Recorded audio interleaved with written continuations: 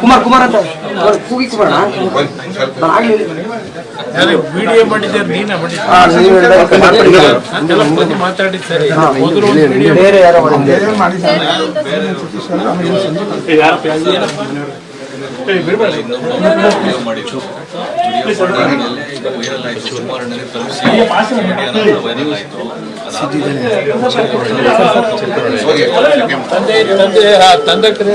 ಕುಮಾರಣ್ಣ ಕುಮಾರ ಇಬ್ಬರು ಮಕ್ಕಳ ಬಸ್ಸಲ್ಲಿ ಆಗಿದೆ ಬಸ್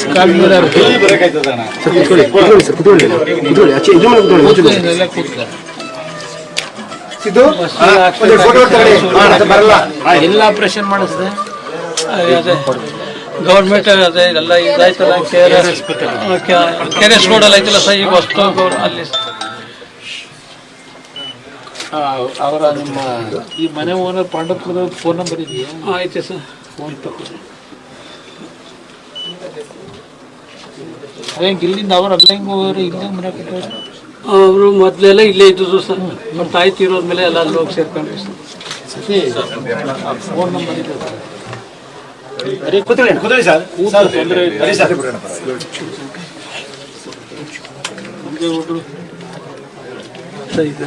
ನಂಬರ್ ನಮಗೆ ಕೊಡಿಲ್ಲ.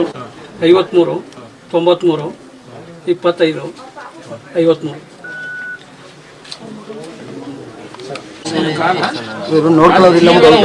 ಸರಿ ಮಾಡಿ ಶುಗರ್ ಇದೆಯಾ? ಏನಿಲ್ಲ, ಇದೆಲ್ಲ ವಾಸ ಐತೆ.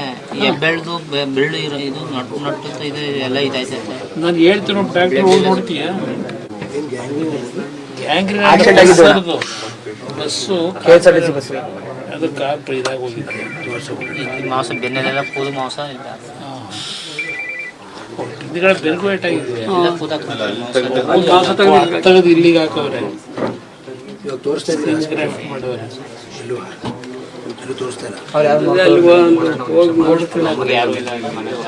ಈಗೆಲ್ಲ ಮತ್ತೆ ಜೀವನಕ್ಕೆ ಏನ್ ಮಾಡಿದ್ರಿ? ನಮ್ಮ ಅಬ್ಬಗೆ ಇರ್ಬೇಕು, ಇವ್ರಿಗೆ ಹೋಲ್ಸಿದವ್ರು ಮನೇಲಿ. ಹಲೋ, ನಾನು ಕುಮಾರಣ್ಣ ಮಾತಾಡ್ತೀನಿ. ಅದು ಏನಿಲ್ಲ, ಅದು ಇಲ್ಲಿ ನಿಮ್ಮ ನಂಜನಗೂಡಲ್ಲಿ ಹುಲ್ಲಳ್ಳಿಲಿ ನಿಮ್ದೊಂದು ಮನೆ ಇದೆಯಲ್ಲ, ಬಾಡಿಗೆ ಕೊಟ್ಟಿದ್ದೀರಿ. ಈಗ ನಾನು ಫೋನ್ ಮಾಡಿದ್ದ ಇದರಲ್ಲಿ ಗೊತ್ತಾಯ್ತು ವಿಷಯ ಟಿವಿಲಿ. ಈಗ ಒಂದು ನೀವು ದೊಡ್ಡ ಮನಸ್ಸು ಮಾಡಿದ್ರೆ ಒಂದು 2-3 ವರ್ಷಕ್ಕೆ ಲೀಸಿಗೆ ಕೊಡಿ.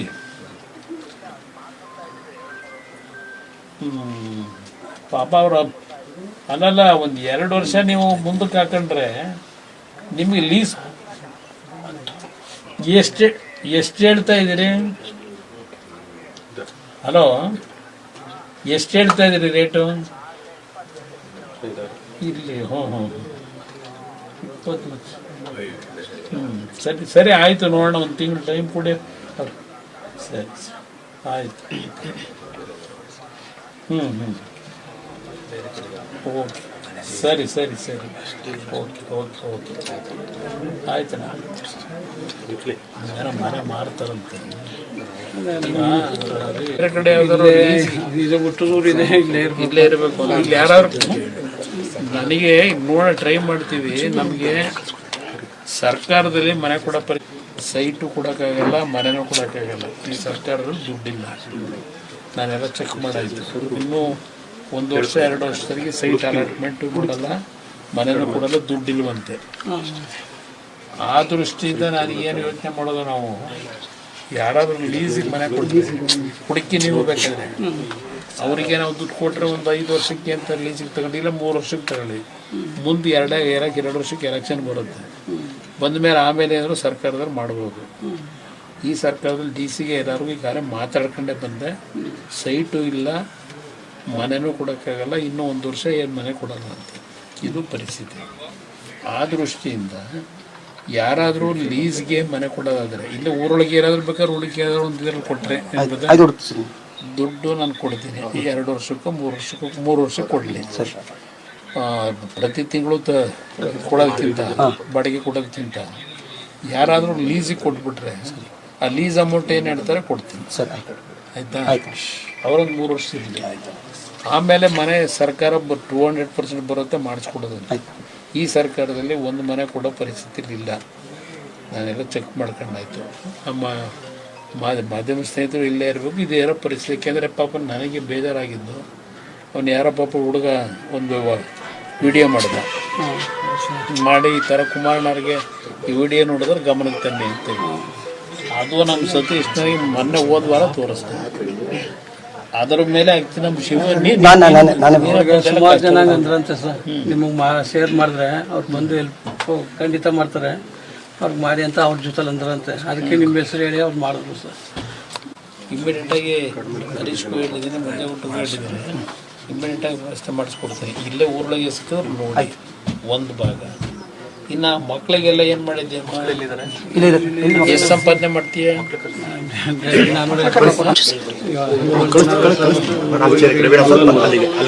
ಬೆಳಗ್ಗೆ ನಾಯಿ ಕಡಿಸ್ಕೊಂಡು ಡೈಲಿ ಆಕ್ಸಿಜನ್ ಹಾಕ್ಸ್ಬೇಕು. ಇವನು ಬರೀ ಈಗ ನೀವು ಬರ್ತಾರೆ ಅಂದ್ಬಿಟ್ಟು ಅಲ್ಲಿ ಕುಣ್ಕೊಂಡು ಹೋಗಾಗ ನಾಯಿ ಕಡಿದ್ಬಿಟ್ಟು ಈಗ ಆಸ್ಪತ್ರೆ ಇಂಜೆಕ್ಷನ್ ಕೊಡ್ತಿದಾರ. ಈಗ ಹಾಕ್ಸ್ಕೊಬರ್ತಾರೆ ಎಲ್ಲೆಲ್ಲಿ ಗಾಯ ಆಯ್ತು? ಹುಷಾರಿಕೆಯಲ್ಲಿ ಇರ್ಬಾರ್ದಪ್ಪ. ನಾಯಿಗಳು ಕಚ್ಚೋದು ಇದೆಲ್ಲ ಈಗ ಕರ್ಕೊಂಡು ಹೋಗಿದ್ರ? ಈಗ ಕರ್ಕೊಂಡು ಬೇಡ, ನಾನು ಹೇಳಿಬಿಟ್ಟು ಮಾಡಿಸೋಣಂತೆ. ಅದಕ್ಕೆ ಏನಾದ್ರು ಕವರ್ ಮಾಡಿಸ್ಬೋದಾ ಹಿಂಗೆ ಕೇಳೋಣ. ನಿನಗೆ ಇದ್ರ ಕಾಲೇ ಹಾಕ್ಬಿಡ್ತಾರೆ ಬಹುಶಃ. ಆ ಪಾದ ಆಪ್ರೇಷನ್ ಮಾಡಿ ಅದೆಲ್ಲ ವಾಸಿ ಮಾಡಿ. ನಿಂಗೆ ಶುಗರ್ ಇಲ್ಲ ತಾನೇ? ಶುಗರ್ ಇಲ್ಲದೆ ಇದ್ರೆ ಮಾಡಿ ಒಂದು ಪಾದ ಟೈಪ್ ಹಾಕ್ಕೊಡ್ತಾರೆ. ಮಾಡ್ತಾರೆ ಇತ್ತ ಅದೇ ಮಾಮೂಲಿ ಶೂ ಅದು 5,000 ರೂಪಾಯಿ ಕೊಟ್ಬಿಟ್ಟು ತಗೊಂಡಿದ್ದೆ.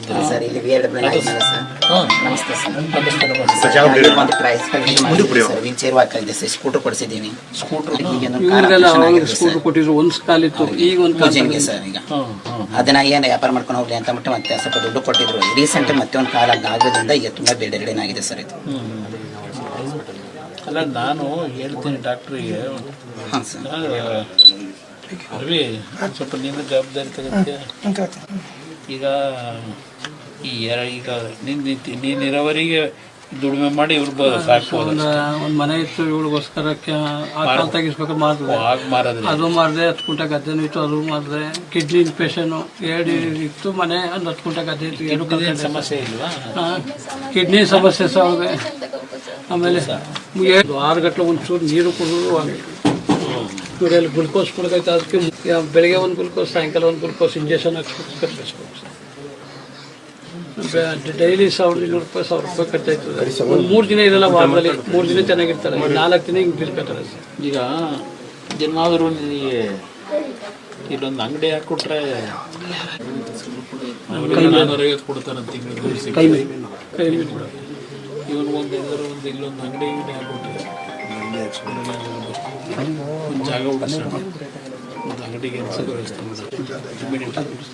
ಏನಾದರೂ ಪಂಚಾಯತಿಂದ ಅವ್ರ ಒಂದು ಅಂಗಡಿ ಹಾಕೋದಕ್ಕೆ ಒಂದು ಸಣ್ಣ ಈಗ ಇಬ್ಬರಿಗೆ ಆಗಿದೆ ಸರ್. ಈ ವರ್ಷ ಇಬ್ಬರಿಗೆ 1 ಲಕ್ಷ ಶಾಂಕ್ಷನ್ ಆಗಿದೆ ಸರ್. ಈಗ ರೀಸೆಂಟ್ ಸ್ಕೂಟರ್ ಕೊಟ್ಟಿದ್ದೀವಲ್ಲ ಅಂತ ಇದಾಗಿತ್ತು ಸರ್. ಈಗ ಒಂದು ಅಂಗಡಿ ಹಾಕೊಂಡ್ರೆ ಫಸ್ಟ್ ಪ್ರಿಫರೆನ್ಸ್ ಇದೆ ಸರ್ಕಲಲ್ಲಿ ಉಂಟು. ಅದಾದ ಇಲ್ಲದೆ ನಾವು ಏನು ಮಾಡಿದ್ರು ಜೀವನಕ್ಕೆ ಸಂಪಾದನೆ ಮಾಡಿದ್ರೆ ಅವ್ರಿಗೆ ಬದುಕತ್ತೆ. ಪಂಚಾಯತಿಯಿಂದ ಪರ್ಮಿಷನ್ ಜಾಗಕ್ಕೆ ಒಂದು ಪರ್ಮಿಷನ್ ಕೊಡಿಸಿ. ಪಿಡಿಯರು ನಾವು ಇದು ಮಾಡ್ತಿದ್ವಿ, ವಿಡಿಯೋ ಮಾಡ್ತೀವಿ. ಪಿಡಿಯೋ ಅವ್ರು ಬಂದಿದ್ರು ಸರ್. ಇಲ್ಲಿ ಉಳ್ಳಳ್ಳಿ ಪಿಡಿಯೋ ಮತ್ತು ನಂಜನಗೂಡು ಪಿಡಿಯೋ ಅವರು ಏನೇ MLA ಅವ್ರು ಫೋನ್ ಮಾಡಿದ್ರು, ಹೋಗಿ ಹುಡುಗಿ ನೋಡಿ ಅಂತ ಅಂದರು. ಅದಕ್ಕೆ ಬಂದಿದ್ದೀವಿ. ಅಂತ ನೋಡ್ಬಿಟ್ಟು ನಮ್ಮ ಪಂಚಾಯತಿಯಿಂದ ಇವರಂದ್ರು ನಂಜನಗೂಡು ಪಿ ಡಿ ಅವರು ಎಲ್ಲಾದರೂ ಸರಿ ಹುಡುಗಿ ಪಾಪ ಭಾಳ ಒಟ್ಟು ಇರ್ತದೆ. ಇನ್ನು 5 ದಿವಸದಲ್ಲಿ ನೀವೆಲ್ಲರೂ ಇದು ರೆಡಿ ಮಾಡಿ ಒಂದು ಸೈಟ್ ಕೊಡ್ರಿ ಅಂತ ಅವರು ತಾಲೂಕ್ ಪಂಚಾಯತಿಯವರು ಇವ್ರಿಗೆ ಹೇಳಿದ್ರು. ಇಲ್ಲ ಖಂಡಿತವಾಗ್ಲಿ ಇನ್ನೊಂದು 5-6 ದಿವಸದಲ್ಲಿ ಮಾಡಿಕೊಡ್ತೀವಿ ಅಂತ ಹೋದರು. ಅಂದು ಒಂದು 15-20 ದಿನ ಆದರೂ ಅವರು ಮೊಕ್ಕನೇ ಹಾಕಲಿಲ್ಲ. ನಾನೇ ಹೋದೆ, ಒಂದು ಸರಿ ಹೋದೆ, 2ನೇ ಸರಿ ಸಿಕ್ಕರು ಪಿ ಡಿ ಅವರು. ಏನಾಯ್ತು ಸರ್ ಹುಡುಗಿರು ಅಂತಂದೆ. ಇಲ್ಲಿ ಪಂಚಾಯತಿ ಒಳಗೆ ಯಾವುದೂ ಒಂದಿನ ಉಳ್ಕಲ್ಲ. ಇವತ್ತು ಸಣ್ಣ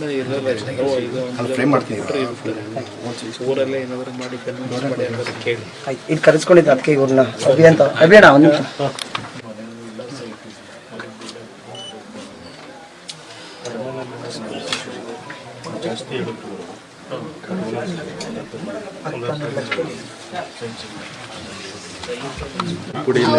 ಅವತ್ತು ವಿಡಿಯೋ ಮಾಡಿ ನೀವು ಕರೆಕ್ಟ್ ಅಂದ್ಬಿಟ್ಟು ಬಂದು ಎಲ್ಲ ವಿಡಿಯೋ ಮಾಡ್ಕೊಂಡು ನಿಮ್ಮ ಕೈ ಮುಗಿತು ನನ್ನ ಮಕ್ಕಳು. ಆಯ್ತಮ್ಮ, ಅದು ಅವನು ಸ್ವಲ್ಪ ಕಾಲು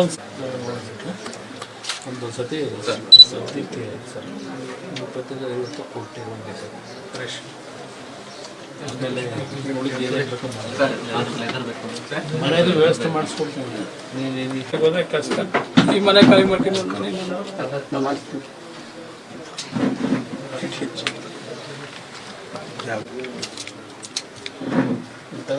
ಇದು ನೀನು ಇಂಜೆಕ್ಷನ್ನು ಸದ್ಯಕ್ಕೆಲ್ಲ ಕೊಡಬೇಕು ಅಂದ್ರಲ್ಲ, ದಿವಸ ಬರ್ತಿದೆ ಅಂತ ಇದು ಯೂಸ್ ಮಾಡ್ಕೊಳ್ಳಿ. ಮನೆಯದು ಅವೆಲ್ಲ ಕೂತ್ಕೊಂಡು ವ್ಯವಸ್ಥೆ ಮಾಡಿಸ್ಕೊಡ್ತೀನಿ.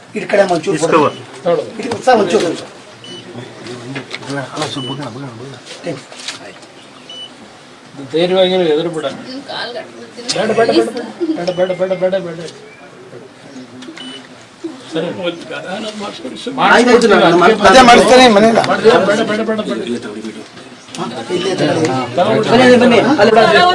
ಸರಿ ಮಾಡಿಸ್ಕೊಡ್ತೀವಿ ಬಿಡು. ತೀರ್ಮಾನ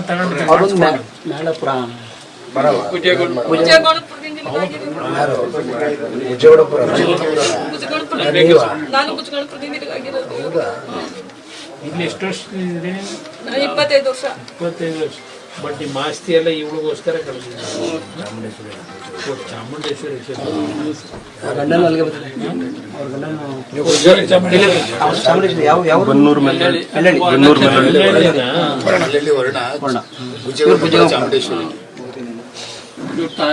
ಎಲ್ಲ ಸಮಸ್ಯೆ ಬಗೆಹರಿಸ್ಕೊಡ್ತೀನಿ ಬಿಡಿ, ಏನು ತರ ಕೆಡಿಸ್ಕೋಬೇಡಿ.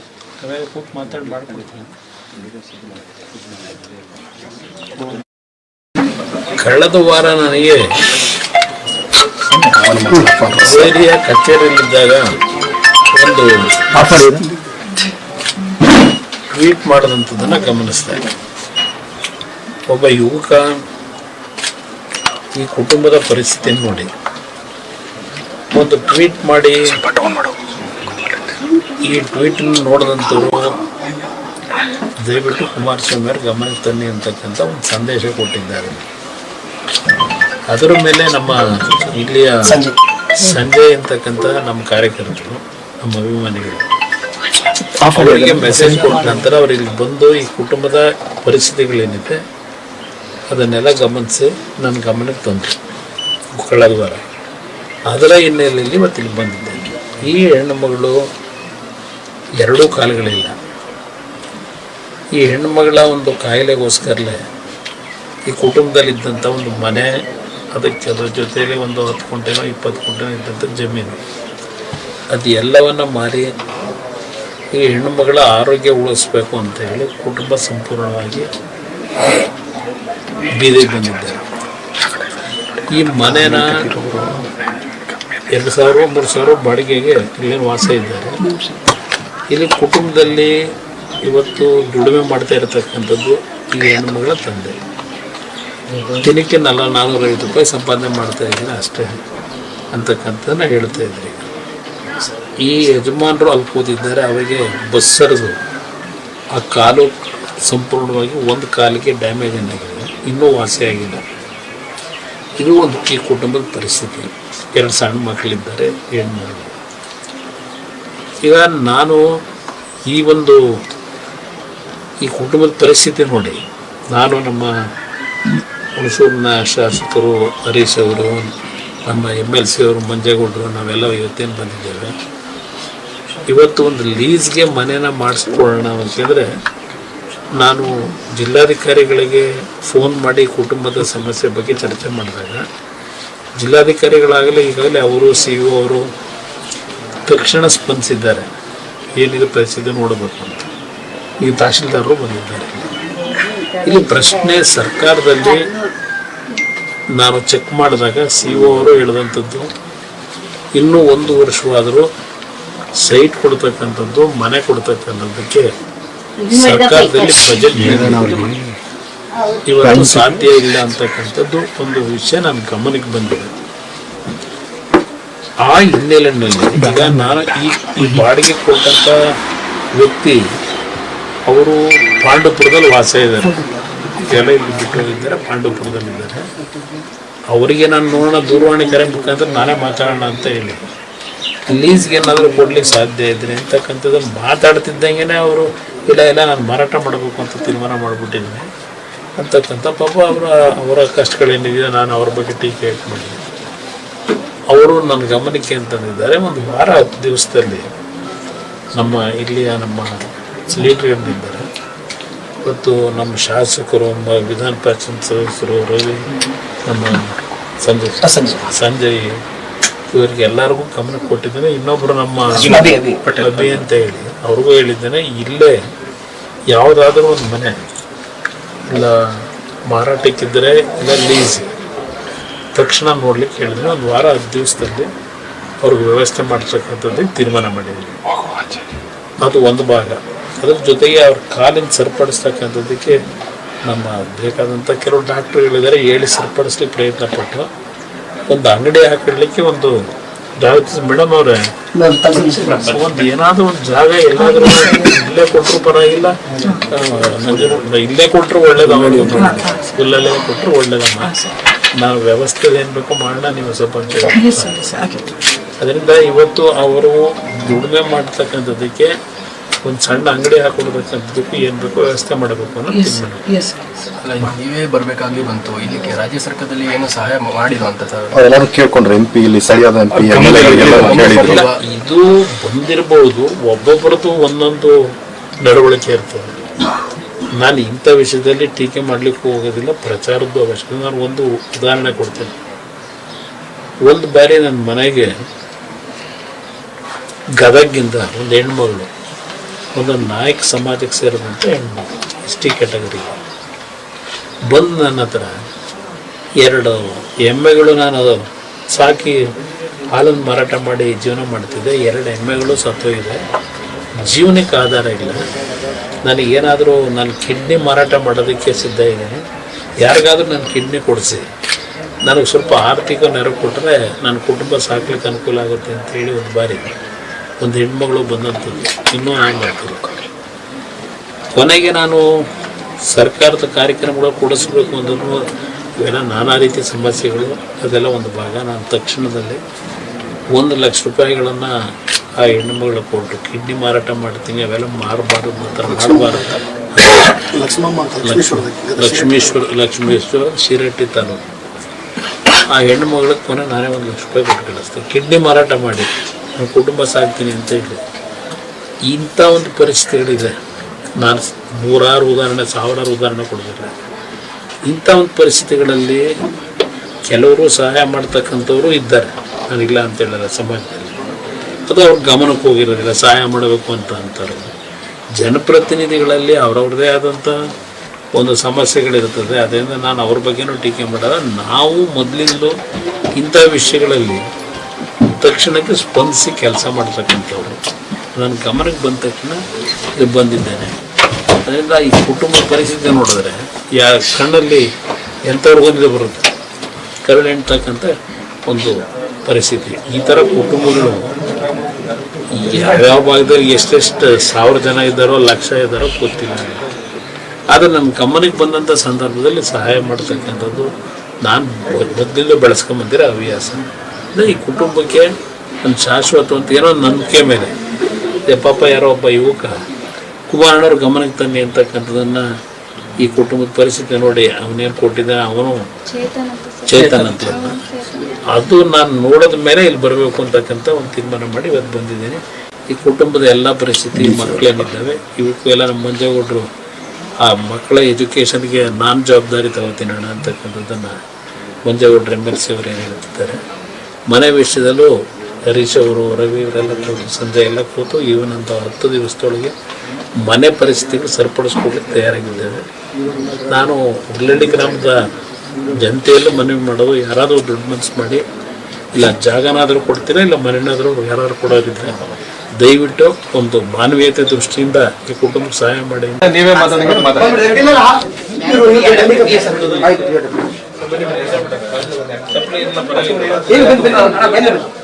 ಬನ್ನಿ ಅಣ್ಣ, ಏನಿಲ್ಲ ಬನ್ನಿ.